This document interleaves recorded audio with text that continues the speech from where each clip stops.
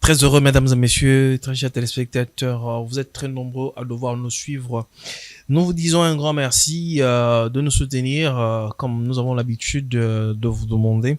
Une manière pour vous d'apporter un soutien sur ce que nous sommes en train de faire, c'est de vous abonner sur notre page, ainsi que de partager le lien de partout à tout le monde, que tout le monde ait l'information. Nous abordons un sujet qui fait pendant cette période ici, nous sommes exclusivement dans la période. Nous parlons de la nuée de 1964. Qu'a-t-il eu lieu ce jour? Était-ce la descente de l'ange, le jour où la révélation des 7 tonnerres, 7 sceaux ont été donnés à l'homme de Dieu, ou ce n'était qu'un événement simple? Nous allons devoir découvrir tout au long de cette émission, avec pas le moindre, c'est l'homme de Dieu Nicolas Kizito qui est avec nous aujourd'hui pour essayer un peu de faire le décryptage sur cette question, à qui je dis shalom et bienvenue, révérend. Shalom, que Dieu bénisse frère Jules. Révérend, avant de pouvoir ouvrir notre émission de manière proprement dite, vous avez vécu le moment que l'Église vient de passer, les 2 ou bien 3 dernières semaines, un peu mouvementées sur cette question, je dirais polémique sur la chanson du pasteur Di Foucault. Quelle est votre lecture de fait? Était-ce opportun que les gens se mettent à débattre sur cette question-là? Et ça vraiment, c'était nécessaire pour l'Église ou bien c'était bénéfique pour l'édification de l'Église d'une certaine façon? Je crois que chaque fois quand une question est posée, une controverse survient dans le milieu des enfants des dieux, des croyants, les milieux de l'Église, je crois que cela vaut la peine d'être pris en considération. Et puis, étant donné que toute chose concourt au bien de ceux qui aiment Dieu, je crois que c'est un débat qui est tombé à point nommé à partir du moment où ça a permis à ce que chacun soit fixé sur la notion aussi bien de l'écriture que de l'inspiration et la valeur que l'une a face à l'autre. Donc je crois que c'est un débat, une controverse, un débat sur la controverse, et que ce débat valait son pesant d'or. Très bien, alors, révérend, vous êtes dans le message depuis de lustres, vous avez une idée, vous avez la révélation, parce que pour être pasteur responsable d'une église depuis des lustres, vous avez quand même la révélation. J'aimerais avoir votre appréhension, parce que c'est une question où bien beaucoup de gens se posent et se demandent, bon, le message de Branham, le message du temps de la fin, c'est quoi en réalité le message? Le message du temps de la fin, c'est un message venant de Dieu, c'est un message venant de la part de Dieu, envoyé par le canal d'un messager prophète, en l'espèce le prophète William Branham, un message à travers lequel le Seigneur dispense des enseignements qui sont de nature à préparer l'Église du Seigneur Jésus-Christ à l'enlèvement, à la venue du Seigneur que nous attendons depuis plus ou moins 2000 ans. Donc le frère Branham, c'est un porteur d'un message dont le contenu est de nature à préparer l'Église du Seigneur Jésus-Christ dans l'enlèvement. Et ce message consistait essentiellement dans la révélation des 7 sceaux dont parle le livre d'Apocalypse au chapitre 6 et au chapitre 8 ainsi que le chapitre 10. C'est ça la particularité du message. C'est ça la singularité qui distingue frère Branham de tous les autres messagers venus avant lui, ainsi que de tous les prédicateurs qui sont ses contemporains. Le message de William Branham, est-ce la grâce ou bien la loi? Le message de frère Branham, ce n'est pas essentiellement focalisé sur la loi ni sur la grâce.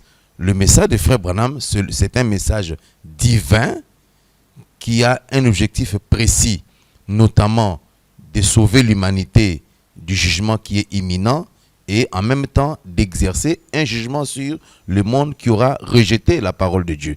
Donc c'est un message qui joue 2 rôles à la fois. Il sauve les uns et il juge les autres. Révérend Nicolas, ouvrons directement cette émission par cette question parce que nous ne parlons vraiment pas dans le message en général, nous parlons d'un sujet parce que nous sommes dans la période. Comme je l'ai dit, nous parlons de la nuit du 28 février 63.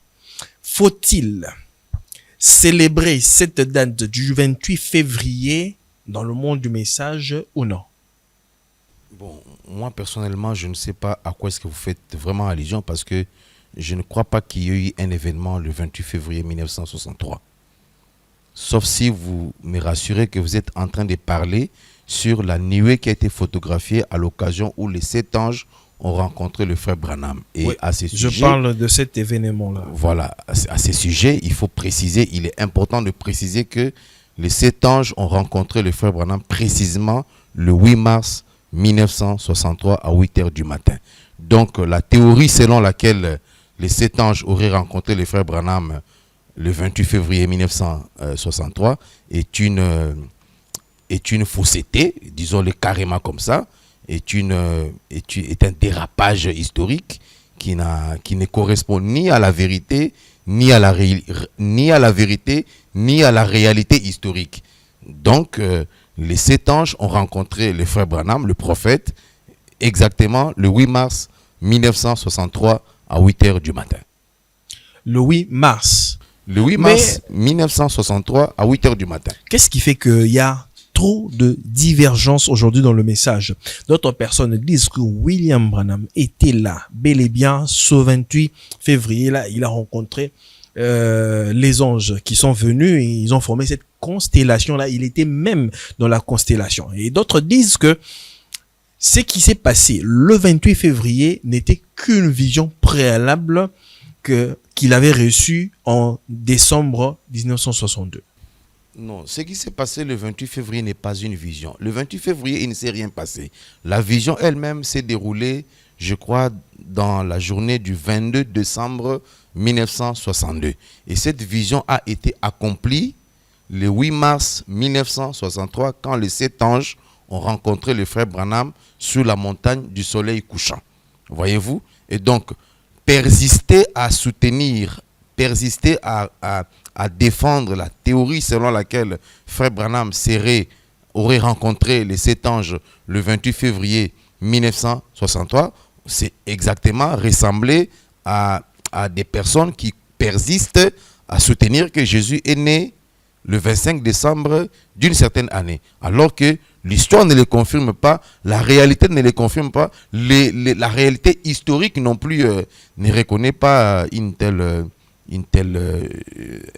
enseignement, une telle chose. Parce qu'aujourd'hui, dans le message, beaucoup de gens ou bien beaucoup d'églises célèbrent cette date-là du 28 février, disant que c'est le jour où la nuée a été photographiée d'une certaine façon et c'est même commémoré dans plusieurs églises. Est-ce le message n'est peut-être pas devenu une dénomination comparable à l'église kimbanguiste? Non, je ne crois pas que ça soit prohibé par la parole du Seigneur, par le Saintes Écritures, de célébrer les anniversaires. Je crois que moi-même, dans quelques semaines, je vais célébrer mon 45e anniversaire et je ne vois pas ce qui m'interdirait à le faire. Le frère Branham lui-même célébrait régulièrement ses anniversaires. En tout cas, il faisait allusion à ça.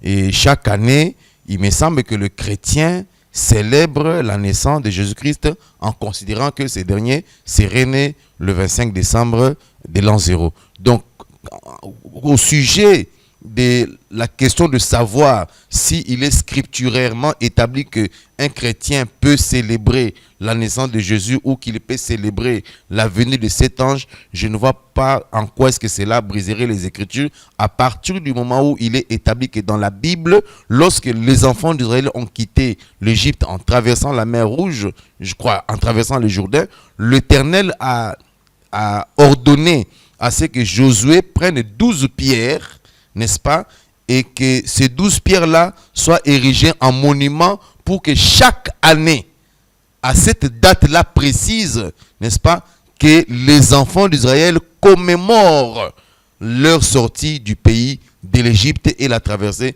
du Jourdain. Donc la notion de la commémoration est une notion basée sur les Saintes Écritures. Donc il n'y a rien qui permet de condamner le fait pour des gens de célébrer un événement aussi important que la naissance de Jésus, un événement aussi important que la naissance des frères Branham, un événement aussi important que la rencontre entre le frère Branham et les 7 anges, un événement aussi important que ma propre naissance. Donc je ne vois pas pourquoi on se permettrait de penser que ce serait anti-scripturel de commémorer des événements d'une grande importance. Si vous dites ainsi, dans la Bible, on ne voit pas là où on a célébré l'anniversaire de Jésus-Christ. Et si aujourd'hui on doit le célébrer, ça serait enfreindre les Écritures dont on venait de le citer. Non, vous parlez de célébration. Vous parlez de la célébration générale. La Bible à laquelle vous faites allusion et dans laquelle on aurait pu faire allusion à la célébration de la naissance de Jésus-Christ n'a pas été écrite.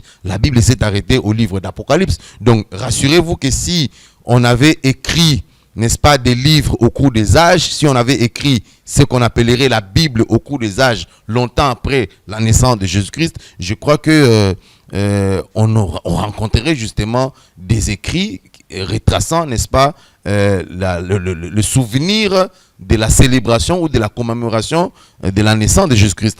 Mais l'Église a été tout simplement escroquée pendant une certaine période de son histoire lorsque l'empereur Constantin, ensemble avec la politique de l'Église catholique, ont retenu la date de la naissance de Jésus-Christ comme étant, la date du 25 décembre comme étant la date de la naissance du Seigneur Jésus-Christ. Et c'est pendant le 25 décembre que l'Église avait l'habitude et a jusqu'aujourd'hui l'habitude de commémorer la naissance du Seigneur Jésus-Christ. Donc je crois que si les chrétiens au cours des âges, au début déjà des âges de l'Église, s'ils avaient maintenu la vérité selon laquelle Jésus est né le 1er avril de l'an 0, d'après l'année conventionnelle, je crois que on aurait vu les traces des souvenirs de la commémoration de la naissance de Jésus-Christ pendant chaque année, le 1er avril de chaque année. Donc, au vu du fait que l'Église a été escroquée, trompée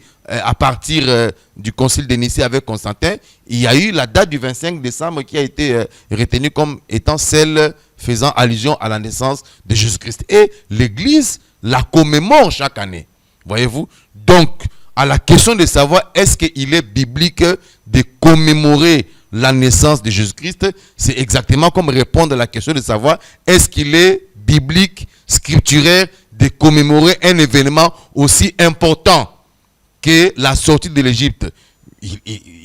La réponse est oui, il est scripturairement établi qu'on peut commémorer un événement d'une si grande importance. Et cela est d'autant plus vrai que Dieu lui-même, lorsque les enfants d'Israël ont quitté l'Égypte, en traversant le Jourdain, c'est lui l'Éternel qui leur a demandé de prendre 12 pierres et de les ériger en monument pour que chaque année, on commémore la sortie des enfants d'Israël de l'Égypte. Et Dieu a dit de veiller à ce que cette commémoration-là soit prise en compte par les enfants d'Israël de génération en génération. Et ça, ce n'est qu'un exemple. Donc, ça pourrait être attribué à n'importe quel événement. Ça peut être un événement lié à la sortie de l'Égypte. Ça peut être un événement lié à la Pâque. Ça peut être chaque année, les enfants d'Israël commémorent la Pâque. La Pâque, c'est un événement qui a eu lieu un jour, dans Exode chapitre 12. Mais chaque année, il est établi que nous avons l'obligation, depuis l'époque juive, de commémorer,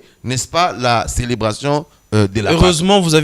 Vous avez cité la Pâque, c'est la seule commémoration dont la Bible recommande aux enfants de Dieu. Non, la Pâque n'est pas la seule commémoration. Je viens de vous dire que même la sortie des enfants d'Israël de l'Égypte, à l'occasion de laquelle Dieu a demandé à Moïse, à Josué de prendre 12 pierres, afin que ces 12 pierres-là leur servent de souvenir en vue de la commémoration de leur sortie. Dans le Nouveau Testament, on n'a vu aucun apôtre, aucun disciple du Seigneur Jésus-Christ, où le Seigneur Jésus-Christ lui-même célébrait la sortie des enfants d'Israël. Non, d'abord, la plupart des apôtres étaient des Juifs.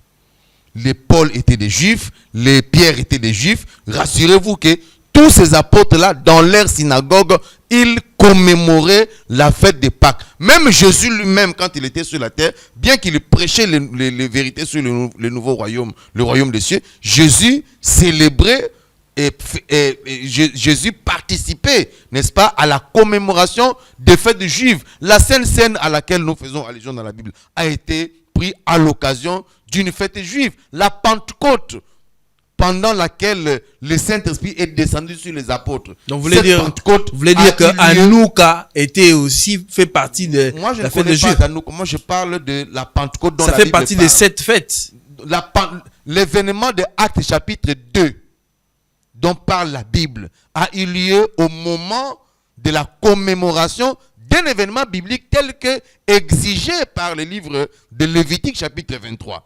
Donc, les commémorations sont de nature biblique, reposent sur des exigences scripturaires. Donc, je ne vois pas ce qui pourrait interdire à un croyant de célébrer la naissance de son père spirituel, la naissance de ses enfants, la naissance de son prophète, la naissance d'un événement ou la venue ou l'accomplissement d'un événement aussi important que la Pâque, la mort de Jésus, la naissance de Jésus, la rencontre entre frère Branham et les 7 anges. Je ne vois pas une seule écriture susceptible de se dresser très bien. contre... Nous n'allons pas nous éterniser là-dessus parce qu'il y a à boire et à manger là-dessus. Mais revenons sur la date du 28 février.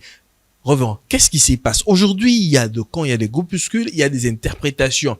Le problème, c'est situé à quel niveau? Ceux qui prétendent dire que William Branham était là et ceux qui disent qu'il n'était pas là. Comme vous venez de dire que c'est quasiment faux qu'il ait été là et que l'événement date plutôt de mars. Oui. Et qu'il a vu les anges au mois de mars. Non, ça veut dire qu'il suffit d'être intelligent pour être en mesure de comprendre ce que nous sommes en train de dire. Donc, lorsque le frère Branham est venu sur la terre, il a trouvé une génération en train de défendre un mensonge selon lequel Jésus était né le 25 décembre de l'an 0. Le frère Branham leur fait comprendre qu'il est impossible que Jésus eût été né le 25 décembre parce que la Bible raconte qu'à la naissance de Jésus-Christ, les anges sont descendus et parlaient aux bergers, leur annonçant la naissance de Jésus-Christ. De sorte que naturellement, il est impossible que les bergers se soient retrouvés à l'extérieur sur les montagnes de Judée en train de paître les troupeaux parce qu'au mois de décembre, il y a la neige sur les montagnes de Judée. Et donc, ça rend impossible la présence des bergers sur les montagnes de Judée tel que le décrit dans la Bible. Voyez-vous. Et donc, le frère Branham, il est impossible que le frère Branham ait rencontré les 7 anges le 28 février 1963 à Tucson parce que le 28 février 1963, le frère Branham n'était pas à Tucson. Vous comprenez? Le frère Branham, parce que la rencontre entre le frère Branham et les 7 anges a eu lieu en Arizona, à Tucson. Tandis que le 28 février, le frère Branham n'était pas à Tucson, en Arizona. Le 28 février, le frère Branham était à Houston. Alors, quand est-ce que cette photo a été photographiée? La photo de 7 anges a été photographiée après que les 7 anges ont fini de parler avec le frère Branham. Et lorsqu'il s'en allait... Là, c'était au mois de mars. C'est au mois de mars. Nous sommes au mois de mars. Quand les 7 anges ont fini de parler avec le frère Branham, après qu'ils aient fini de parler avec le frère Branham, quand ils s'en allaient, ils ont formé avec leurs ailes la constellation qui a été photographiée sous le ciel américain. Donc, le 8 mars, le frère Branham ne pouvait pas être là parce que le 28 février 1963, le frère Branham ne pouvait pas être sur la montagne du soleil couchant à partir du moment où il est établi chronologiquement que le 28 février, il était à Houston, au Texas. Il a quitté Texas pour aller en Arizona, mais avant d'arriver en Arizona, il est d'abord passé par Houston, là où il devait rencontrer, il devait passer à la cour fédérale de Houston, où il avait été invité par la femme d'un de ses anciens critiqueurs. C'est lui qui avait critiqué frère Branham à l'occasion de la photographie de la colonne de feu en 1950. Cette femme avait envoyé à frère Branham un télégramme de 10 pages dans lequel elle sollicitait la clémence de frère Branham pour que frère Branham vienne plaider au profit de son fils qui devait être exécuté à la peine de mort par la Cour fédérale de Texas. Comme le frère Branham avait une certaine notoriété, il était considéré comme un notable de la ville. Et donc, la femme était convaincue que si frère Branham parlait au juge, le juge écouterait la voix du frère Branham, voyez-vous. Et donc, le monsieur devait être exécuté durant la semaine du 3 mars, voyez-vous. Et frère Branham est venu rapidement à la Cour fédérale de Texas et il a pris la parole à l'audience publique pendant la Cour fédérale à l'occasion de laquelle on devait exécuter ce jeune garçon qui était condamné à la peine capitale. Lorsque le frère Branham part, lui-même dit que je ne pouvais pas aller à la chasse aussi longtemps que j'ai un télégramme sur base duquel je suis invité à la Cour fédérale de Texas pour plaider pour ces garçons. Et ma conscience ne serait pas tranquille si je vais à la chasse alors qu'il y a un garçon qui est prêt à être condamné à la chaise électrique. Lorsqu'il quitte la Cour fédérale de Texas, nous sommes le 3, il finit à la cour, au tribunal, à la Cour fédérale de Texas. Il profite pour répondre à une vieille invitation d'un pasteur qui s'appelait Raymond. Je ne sais pas si vous me comprenez. Il y a un pasteur qui s'appelle Raymond qui avait souvent l'habitude d'inviter frère Branham, mais Branham n'avait jamais eu le temps. Alors Branham il profite de faire d'une pierre deux coups. Il résout le problème du garçon qui devait être exécuté à la peine capitale. Ensuite, il va répondre à l'invitation de frère Raymond à son église. Et c'est à cette occasion-là que le frère Branham prêche le message intitulé « Un absolu » le 4 mars 1963. Donc, son programme de la chasse est retardé. Vous comprenez? Et quand il prêche le message un absolu à ne pas confondre avec l'absolu, donc un absolu du 4 mars 1963, il raconte comment est-ce qu'il a connu un retard, comment est-ce qu'il a reçu le télégramme et comment est-ce qu'il a un long chemin à parcourir jusqu'en Arizona. Parce qu'il savait aussi que le programme de la chasse en Arizona s'ouvre du 1er mars jusqu'au 10 mars.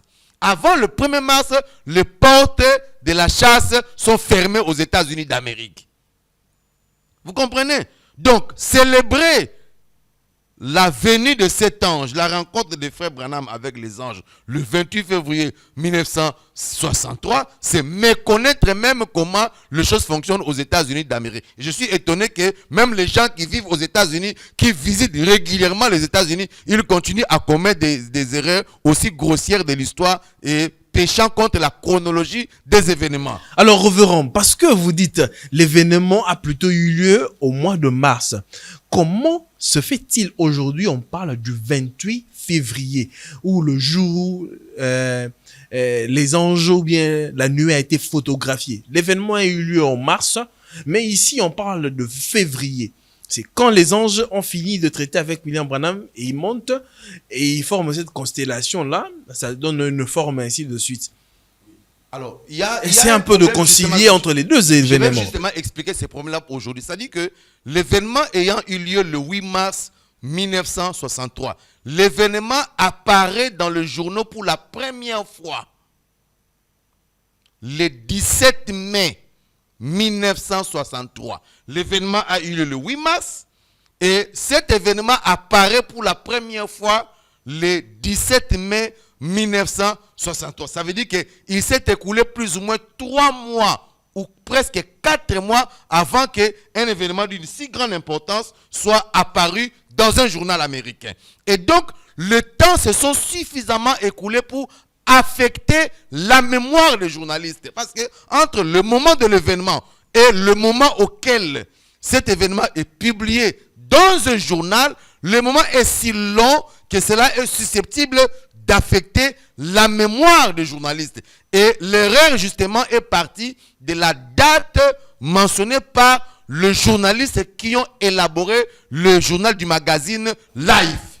Donc c'est une erreur. Est partie de là. Donc c'est une erreur de mettre le 28 février. C'est pourquoi lorsque un événement se déroule maintenant, prenez soin d'écrire immédiatement la date et d'en faire la diffusion dans l'immédiat. Parce que plus le temps évolue, plus le temps passe, il y a la notion de l'oubli, la réalité de l'oubli qui s'installe et il y a plusieurs éléments qui risquent de vous échapper. Ce n'est pas pour rien justement qu'on dit que le meilleur magasin des idées, c'est le papier. Lorsqu'il y a un événement qui se déroule, il est toujours indispensable d'écrire et de le publier immédiatement après. Mais quand le temps s'écoule, il y a l'oubli qui s'installe et ça peut affecter justement l'exactitude des événements. C'est pourquoi l'histoire est basée sur 3 choses. Lorsque nous l'avons étudié, l'histoire est une science du où, du comment et du pourquoi. Lorsqu'on fait la critique historique, on se base sur 3 principaux facteurs. Il y a la critique d'authenticité, la critique d'exactitude et la critique de sincérité. Et donc, lorsque on est face à ces 3 critiques-là, on doit vérifier, est-ce que la personne qui relate les faits, est-ce qu'il est sincère?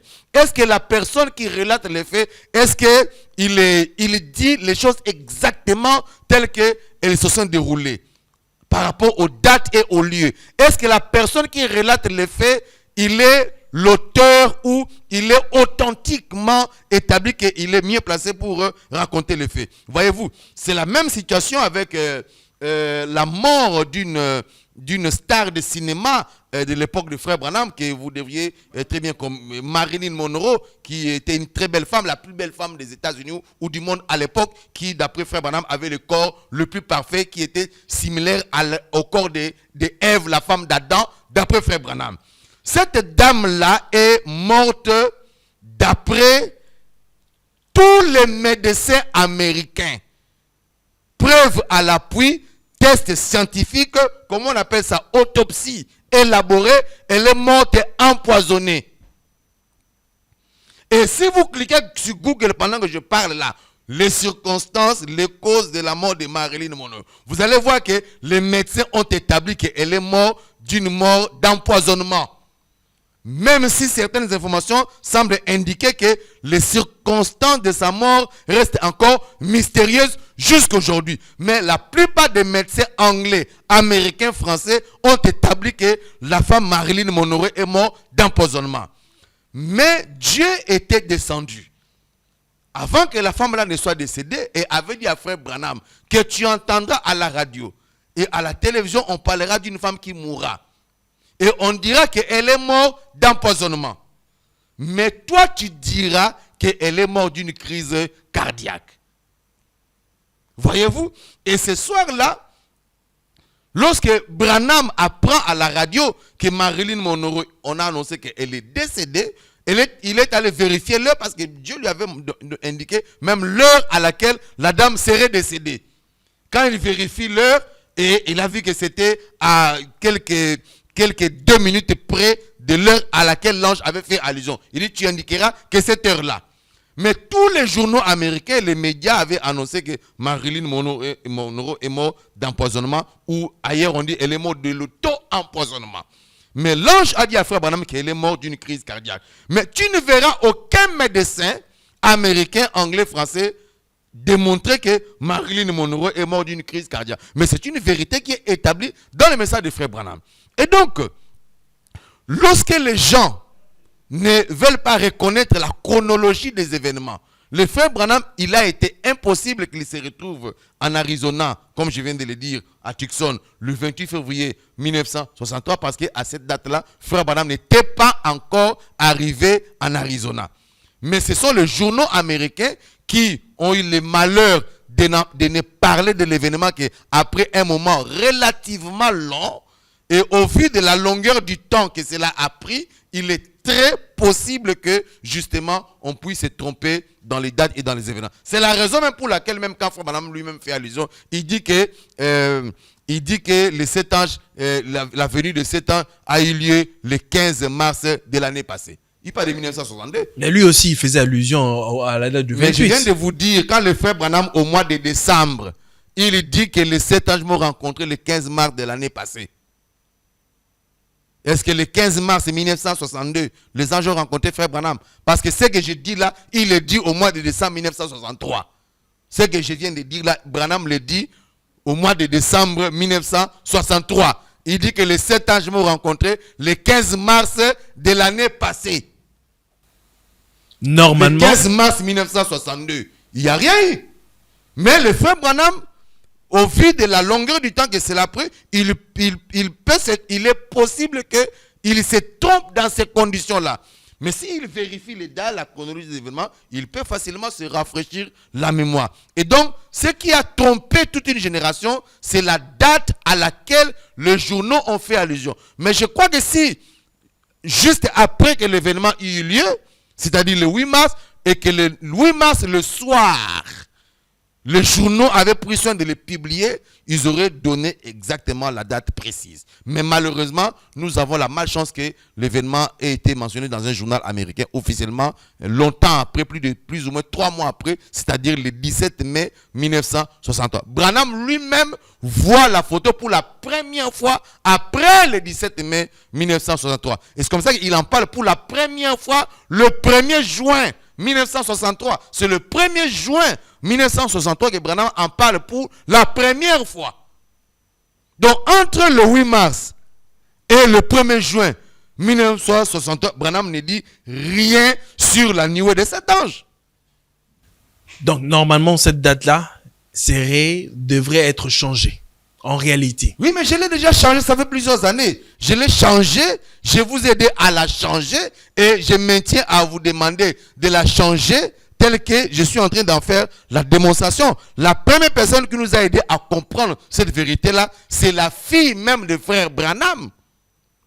Apprenons à beaucoup lire. La fille de frère Branham, son mari est venu en 2006 ou 2007 lorsque le pasteur Baruch l'avait invité à l'Assemblée chrétienne de Regini. J'ai eu la chance de prendre une photo avec lui. George Smith, dont frère Branham parle beaucoup dans les brochures. Vous comprenez? Cette fille de frère Branham, Rebecca Branham et son mari ont écrit beaucoup de livres. C'est une écrivaine. Et Branham dit que ma fille Rebecca Branham, c'est une fille très, très, très spirituelle et j'aurais pu entreprendre qu'elle serait même prophétesse.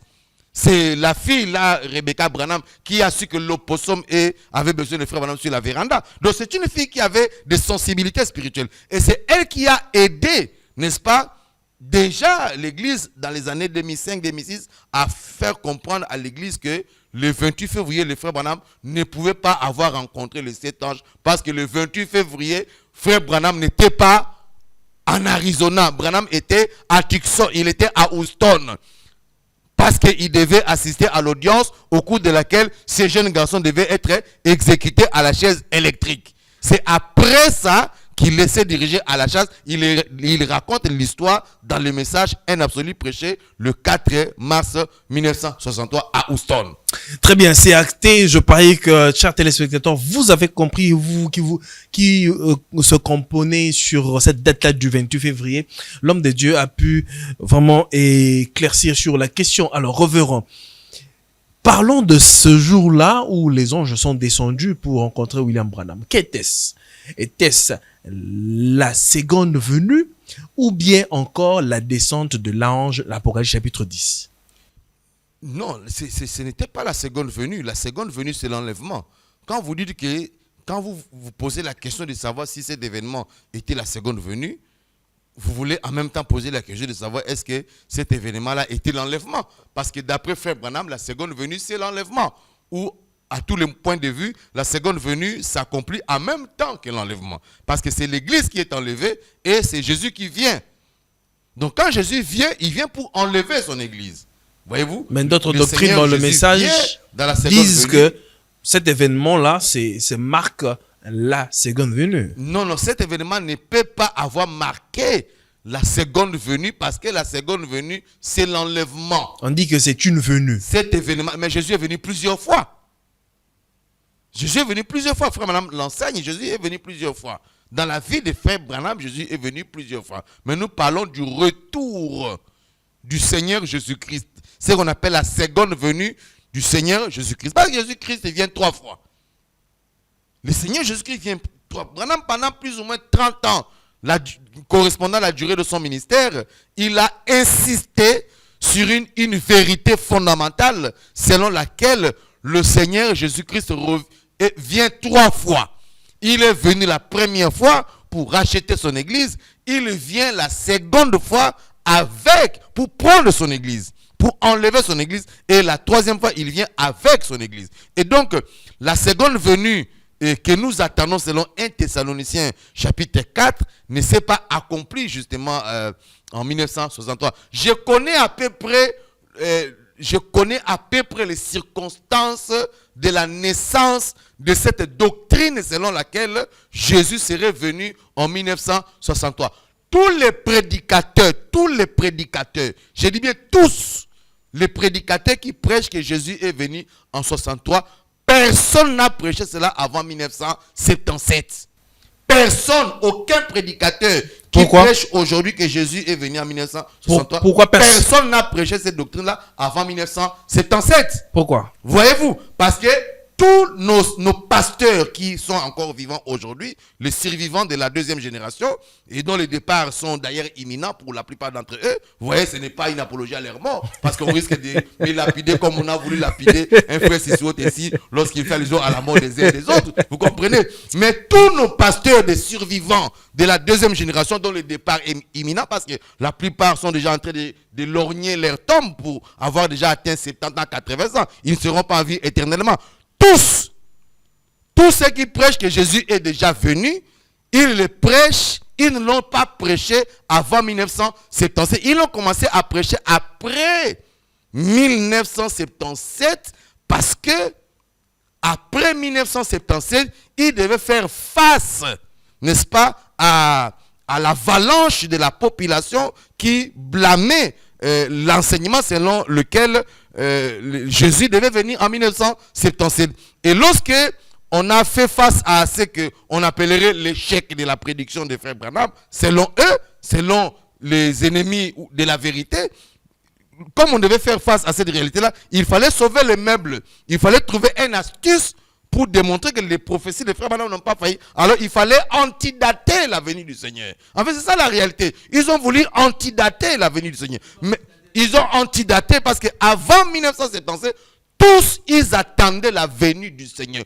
Tous les pasteurs attendaient la venue du Seigneur. Lorsque en 1977, il n'y a rien eu, le Seigneur n'est pas venu. Parce que nos pasteurs qui sont venus avant nous, tous ils ont cru le message dans les années 70, 71, 72. 70, 71, 72, 73. Tous les acteurs de la deuxième génération. Ils ont cru le message de frère Branham à l'occasion de la grande réunion que je crois Heidi Nabala avait organisée à Pongabi lorsqu'il avait invité Tommy Osborne. Vous comprenez un peu ça? Je crois avoir écrit un pamphlet là-dessus sur les témoignages de Tommy Osborne. Et donc, lorsque Tommy Osborne arrive au Congo en 1968 et en 69, il revient, il part à Lubumbashi. Lorsqu'il prêche son évangile et il fait allusion à frère Branham en prêchant l'évangile à Pongabi et à Lubumbashi, cela attire l'attention des jeunes gens qui cherchent à comprendre qui était Branham auquel Tommy Osborne est tenté de faire allusion. Vous comprenez ça? Là, nous sommes dans les années 69, 68, 69 et 70. C'est comme ça que dans les années 71, 72, 73, tous nos anciens ont commencé à recevoir le message et à prêcher que Jésus revient bientôt et qu'en tout cas l'année victoire, c'est l'année 1977. Mais lorsqu'on arrive le 1er janvier 1978, on constate qu'il n'y a eu rien. La bonne année s'est déroulée normalement. Alors, il fallait mettre en place un autre dogme. On a antidaté la date de la venue du Seigneur et on l'a appliqué à la date à laquelle le Seigneur a rencontré le frère Branham à l'occasion de l'ouverture de cette eau. Comme à l'occasion de cet événement-là, Branham faisait allusion à des nuées, à des nuages, et que la Bible avait dit qu'il revenait sur des nuées. Alors, on a fait des raccordements frauduleux pour justifier justement la théorie selon laquelle Jésus doit être venu avant, en tout cas au plus tard, 1977. Et comme on avait aussi des appuis de certaines citations qu'on comprenait à peine bien, notamment celle où Jésus a dit que la génération qui verra Israël retourner dans sa patrie, cette génération ne passera pas. Et donc on avait tous les éléments, n'est-ce pas, en mesure d'aider ces acteurs-là à escroquer justement la population, le peuple de Dieu sur la question relative à la seconde venue. Vous comprenez un peu? Et c'est là où nous sommes aujourd'hui. Mais nous croyons avec évidence que le Seigneur Jésus-Christ n'est pas venu, selon 1 Thessaloniciens chapitre 4, le 8 mars 1963, ce sont des apparitions. C'est la venue de sept anges qui sont descendus et ont rencontré Frère Branham pour lui donner le pouvoir, la capacité d'interpréter le livre qui était scellé de sept sceaux. Et c'est pourquoi Dieu a dit à Frère Branham, retourne à Jeffersonville car les sept sceaux seront brisés.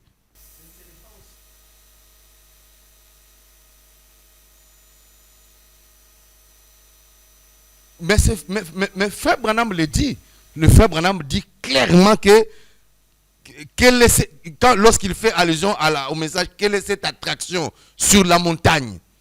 Il a dit, qu'est-ce qui s'est passé exactement sur la montagne du soleil couchant? Il dit, c'est Dieu accomplissant Apocalypse 10, de 1 à 7. Branham le dit. Donc l'ange puissant, comme vous l'écrivez à Apocalypse 10, l'ange puissant descend ou donne le petit livre, ouvre, pose un pied sur la mer, un pied sur la terre. C'est ça, c'est ce dont vous faites allusion. Lorsque vous parlez de l'ange puissant, ça c'est une vision. Ça, c'est la vision telle que les gens l'ont vue. Mais les choses ne se déroulent pas comme la vision l'a décrit dans Apocalypse chapitre 10. Vous comprenez un peu ça? Dans Apocalypse chapitre 10, Jean voit la vision. Mais dans la réalité, on ne voit pas un ange descendre. Ce que Jean a vu dans Apocalypse 10, ce sont des symboles. Branham a prêché un message intitulé Apocalypse, livre des symboles. Vous comprenez? Donc, mais le 8 mars 1963, on n'a pas vu un ange puissant descendre du ciel tel que indiqué dans Apocalypse chapitre 10, parce que là, il s'agit d'une vision. Dans la vision, Jean n'a pas seulement vu un ange puissant, il a vu un arc-en-ciel entourant sa tête. Là encore, c'est un autre symbole. Il a vu un pied sur la main, ça c'est un symbole. Il a vu un autre pied sur la tête, ça ce sont des symboles justement. Mais dans la réalité, lorsque Branham dit que qu'est-ce qui s'est passé sur la montagne du soleil couchant? Il dit, sur la montagne du soleil couchant, c'était Dieu accomplissant sa parole. Quelle parole? Apocalypse 10, de 1 à 7. Et le 8 mars 1963, qu'est-ce que nous avons vu dans la réalité de cette vision d'Apocalypse 10? On a vu 7 anges qui sont descendus. Et ils ont vu le frère Branham, ils ont parlé avec le frère Branham, ils ont formé une constellation sous la forme d'une pyramide dans laquelle ils ont fait entrer le frère Branham. Non, mais moi je viens de vous dire que ce que nous voyons dans Apocalypse chapitre 10, c'est un symbole. Tout ce qui est là, ce sont des symboles. Il a pris le livre, il a donné à quelqu'un, il a mis un pied sur la mer et sur la terre. Du début jusqu'à la fin, c'est symbole sur symbole. L'arc-en-ciel autour de sa tête, les tonnerres qui ont grondé, les livres entre ses mains, le trône d'où il est descendu. Ce sont des symboles. Mais dans la réalité de l'accomplissement de cet événement, il n'y a pas un ange qui est descendu en mettant un pied sur la mer et un autre pied sur la tête. Il n'y a pas un ange qui a réalisé les événements tels que décrits dans le livre d'Apocalypse. Vous comprenez? Mais dans la réalité, lorsque le frère Branham nous raconte l'accomplissement d'Apocalypse 10, de 1 jusqu'à 7, nous ne voyons pas la descente d'un ange puissant. Nous voyons la venue de 7 anges. Et Branham dit, les 7 anges, c'est quoi? Il dit, c'est Christ. C'est comme ça que Branham explique ça. Il dit, les 7 anges qu'on a vus là, c'est quoi? Il dit, c'est Christ. C'est Christ, l'ange de l'alliance. C'est comme ça que Branham essaie de décrire ça. Mais dans la réalité, il n'y a pas un ange puissant qui descend avec un document, avec des écrits dessus. Ça sont des symboles dans la vision. Mais dans la réalité, on voit un 7e ange de la constellation parler avec le frère Branham et dire à frère Branham ça c'est la réalité maintenant. Dans la réalité, on voit 7 anges en train de changer avec le frère Branham, n'est-ce pas, dans une constellation sous la forme d'une pyramide que eux-mêmes ont formée. Voyez-vous? Et ils ont dit à frère Branham de retourner à Jeffersonville pour l'ouverture de cette... Ça, c'est la réalité prophétique. Mais dans la vision, ce n'était pas ça. Dans la vision, symboliquement, on a vu un ange puissant qui descendait. Mais c'est comme les symboles tels que décrits dans Apocalypse chapitre 6. On dit que quand il a ouvert le premier sceau, il y a eu un cheval blanc, avec un cavalier dessus. Mais dans la réalité, on n'a jamais vu un cheval. Dans la réalité, il n'y a pas un cheval qui est apparu au cours des âges. Dans la réalité, il n'y a pas un seul cavalier qui est apparu chevauchant un cheval blanc. Il n'y en a pas. Dans la réalité, il n'y a jamais eu un cavalier chevauchant un cheval de couleur rouge. Dans la réalité, il n'y a jamais eu un cavalier chevauchant un cheval de couleur pâle. Mais dans la réalité, lorsque la vision d'Apocalypse chapitre 6, verset S accompli, c'est la personne de Constantin. Tout ce que Constantin faisait là, ses conquêtes, sa réunion avec les ecclésiastiques, le concile de Nicée, ça c'est le cavalier sur un cheval de couleur blanche. Lorsque l'église catholique a commencé à évoluer et s'est mis à massacrer les gens, la papauté, les Léon IV, tous ces gens-là, c'était le cavalier que Jean a vu dans la vision chevauchant un cheval de couleur rouge. Mais dans la vision, c'était un cavalier. Mais dans la réalité, c'était une église, la papauté. N'est-ce pas? On n'a jamais vu des conquérants religieux, des conquérants politiques en train d'illustrer la vision d'Apocalypse chapitre 6 avec des chevaux blancs, rouges, pâles et sombres. Docteur, vous venez de dire tout à l'heure là que vous avez très bien affirmé, j'ai aimé cette affirmation-là, que William Branham lui-même reconnaît que les 7 anges, c'est le Seigneur Jésus-Christ lui-même, qui est l'ange de l'Alliance. Quand il descend, il quitte son trône, selon la parole de Dieu, ça veut dire en quelque sorte accomplissant cette portion d'écriture de l'Apocalypse chapitre 10, c'est-à-dire la médiation a cessé. Et l'intercession est finie. Comment l'ange vient donner la commission à William Branham et retourne encore sur son trône pour continuer la médiation? C'est contradictoire un peu avec les Saintes Écritures. Non, il n'y a rien de contradictoire là-bas. Le problème, c'est que les gens veulent comprendre les paroles d'un prophète comme si on était en mathématiques. Ça veut dire, on vous dit là-bas que l'Esprit du Seigneur est sur moi. C'est lui qui a dit que l'Esprit du Seigneur est sur moi.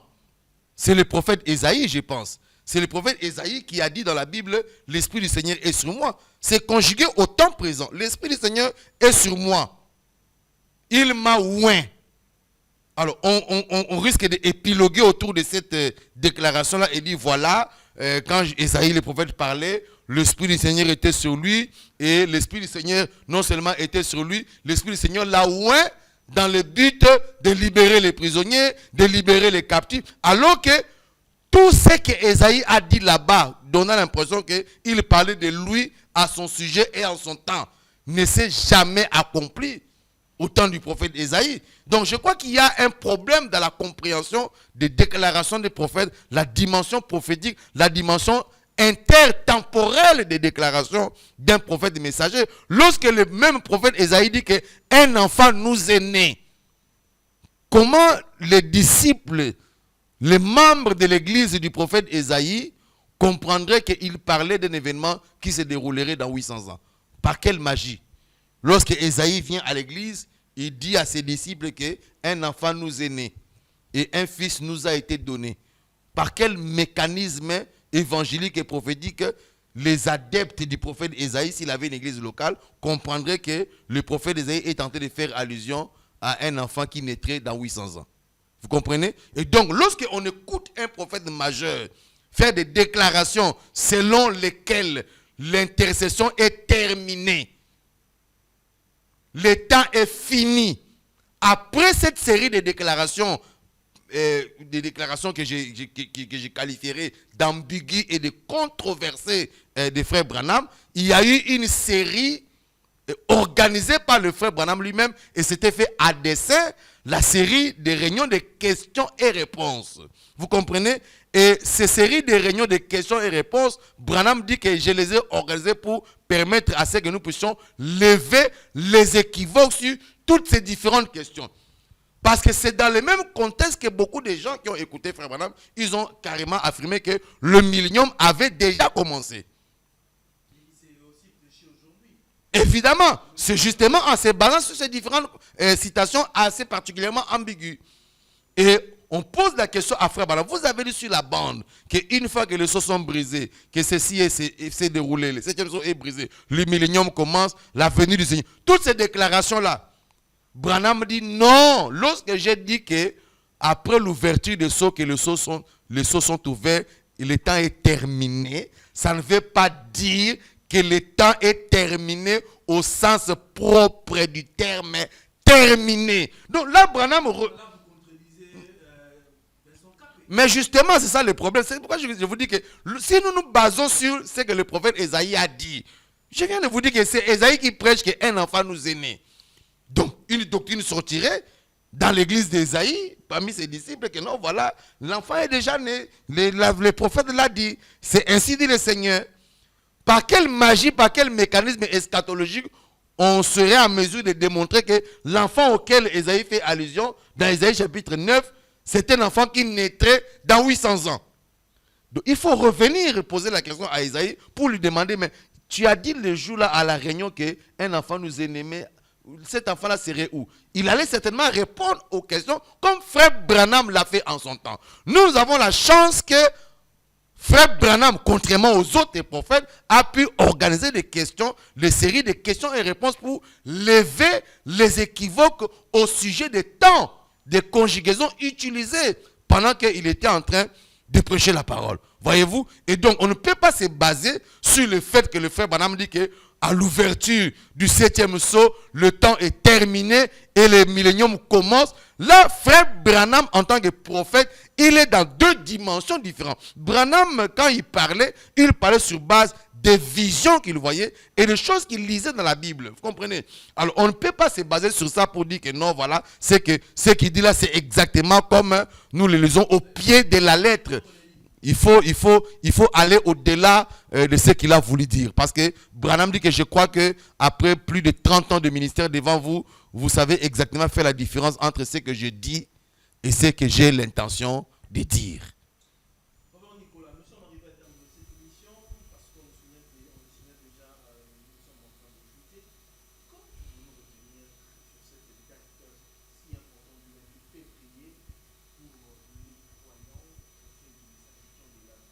Alors, pour le chrétien et le croyant du message de la fin, retenez que la date du 28 février marque l'un des plus grands événements de l'histoire du 21e siècle. Je ne sais pas si vous me comprenez. La date du 28 février aura marqué un des événements les plus importants du 21e siècle. C'était la démission du pape Benoît XVI, qui a eu lieu en 2013. Et cette démission du pape Benoît XVI était un des événements les plus importants de ce siècle parce que cela a marqué l'accomplissement d'une très grande prophétie de la Bible selon Apocalypse chapitre 13.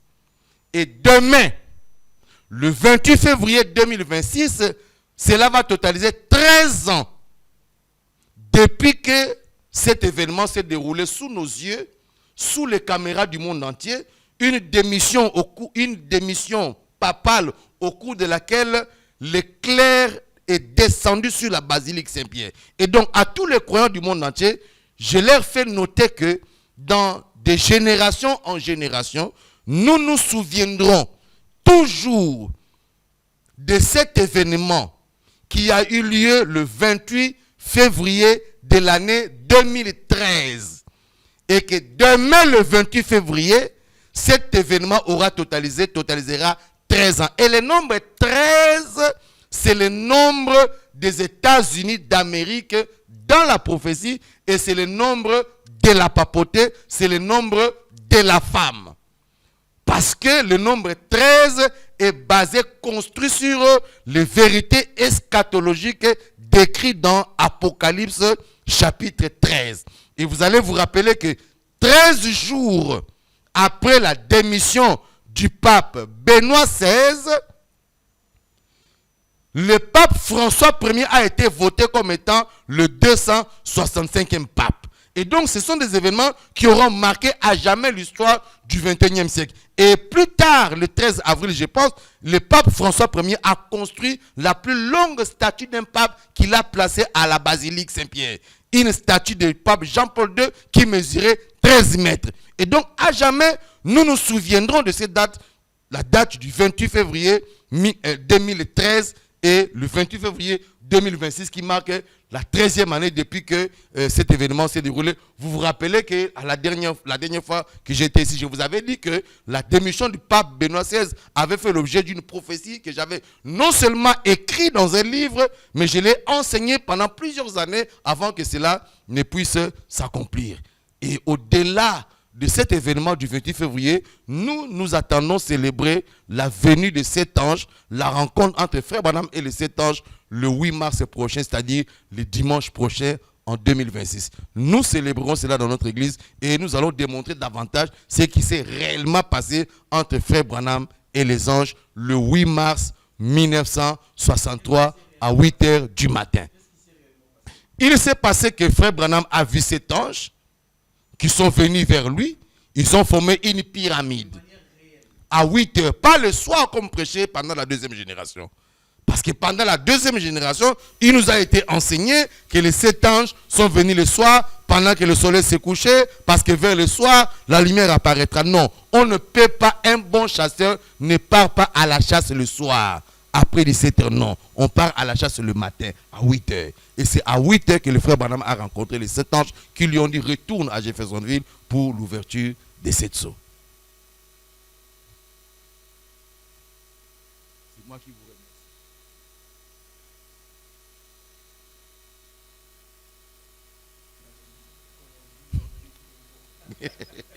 Que Dieu bénisse.